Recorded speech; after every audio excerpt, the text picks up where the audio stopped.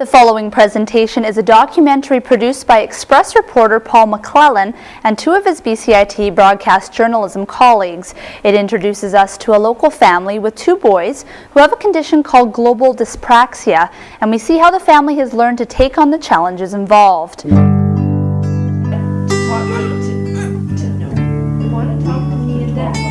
People don't understand the disability. It's for years it's been called clumsy child syndrome because of the clumsiness. So someone who is klutzy, we've all come across people who are klutzy. That's the most mild form of dyspraxia.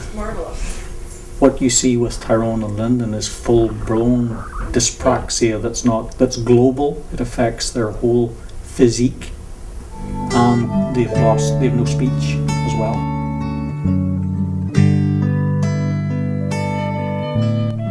Tyrone and Lyndon were born with severe global dyspraxia, a rare condition that affects motor skills, concentration, and speech.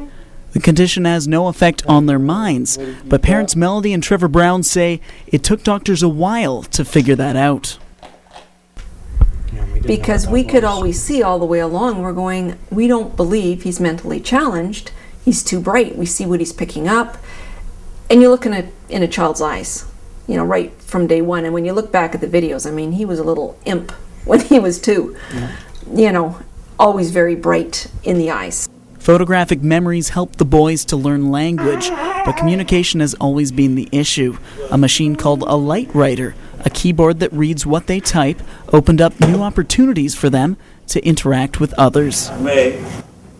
It took a while to gain motor skills needed to type, but once they were able to, Melody and Trevor were surprised to see just how well these boys could write. People will want to ask me how I am able to say what I think. Believe me, I can understand. To help with their specific needs, Tyrone and Lyndon recently left traditional school in favor of one-on-one lessons from teaching assistant Shirley Crawford.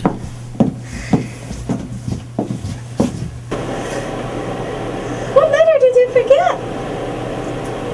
Thinking. I just can't imagine the frustration that they must go through. I think it just breaks my heart some days. I'm just like, how could anybody, when they don't have that kind of ability to focus, and their brains go that quickly. I'm assuming that their brains just go so fast, and yet they have to plunk every letter separately.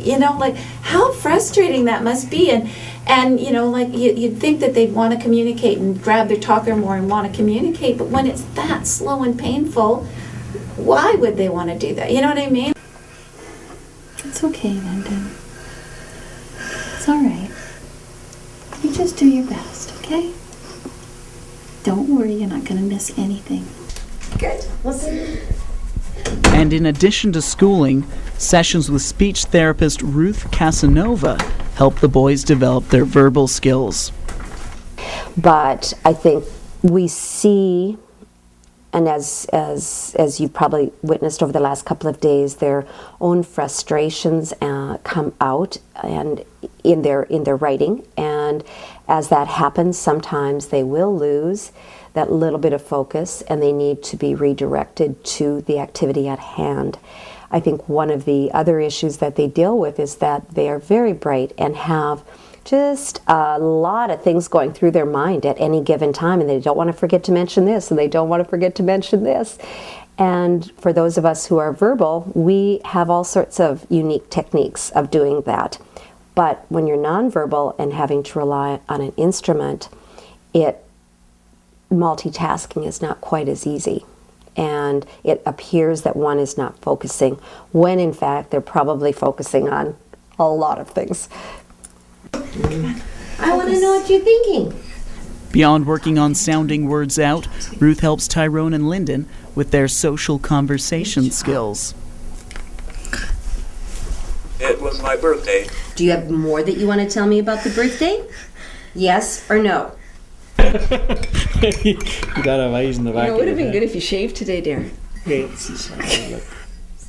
don't get time to do that. Throughout all the challenges in their lives, Melody and Trevor's relationship has remained strong. There's no doubt that, having special needs kids places huge strains on any relationship. That a lot of people would say to you, I don't know how you do it, and my response, maybe don't say it to them, is I'm glad you don't know how I do it, because that means you don't have to do it. And that's not a a negative or a poor me kind of thing, but it's just reality. If you have 2, 3, 4 healthy, normal, happy kids, good on you, and have enjoy them every moment of the day. We're just on a different track, where we have 2 healthy kids who have some huge challenges that we're helping them to deal with. Whether they ever overcome them fully, we just don't know. We'll see what the future brings. Melody and Trevor believe that the boys will be able to attend university. It's very hard to say, because there's still, every day there's development. We've had different ones that work with them, like the music therapist said to me, and he's a professor from Trinity Western. He said, I believe they will go to university someday.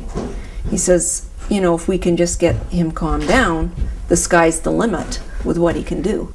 My message to the many who will see this documentary is as follows. I'm more intelligent than my behavior portrays. Having dyspraxia does not mean our brain cannot think intelligently or learn basic reading and writing skills. Managing to express our thoughts has been difficult due to our physical disability, not our mental disability. I sincerely trust and hope that hearing and witnessing our lives in this documentary will give the viewers considerable food for thought, reflecting on their ideas of those who are nonverbal. By Tyrone Brown.